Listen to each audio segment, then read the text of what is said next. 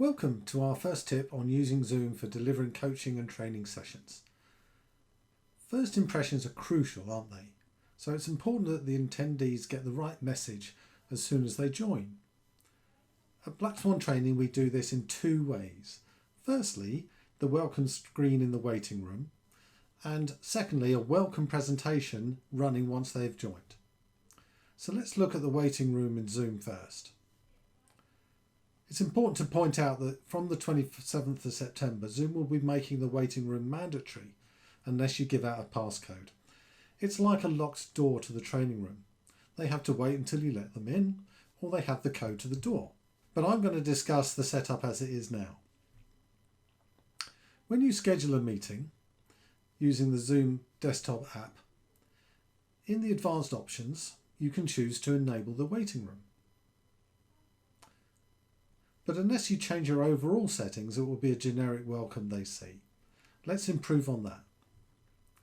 From the desktop app, I click Settings and View More Settings.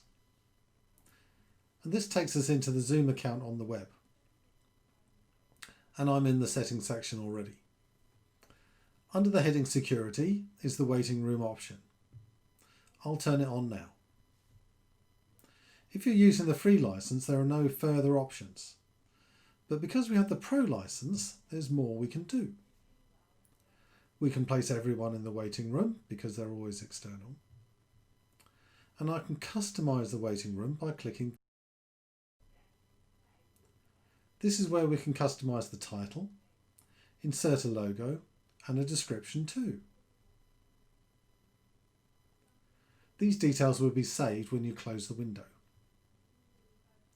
Do that and your attendees will get a professional greeting as soon as they log in. What we also do, and you can do this even if you don't use the waiting room, is have a presentation running with 4 or 5 slides to set the scene. We have a title slide, one that points out we're doing a sound check at the moment, another that introduces the trainer, and one that points out the tools they can use during the session. Don't assume your participants are familiar with the platform, and particularly the tools you'll use to interact with them. And of course, an agenda slide. All this helps set the scene. And it's a good alternative while people's technical issues are sorted out. So that's a couple of things to consider as a more informative method of easing people into a meeting and giving them the reassurance that they're in the right place at the right time.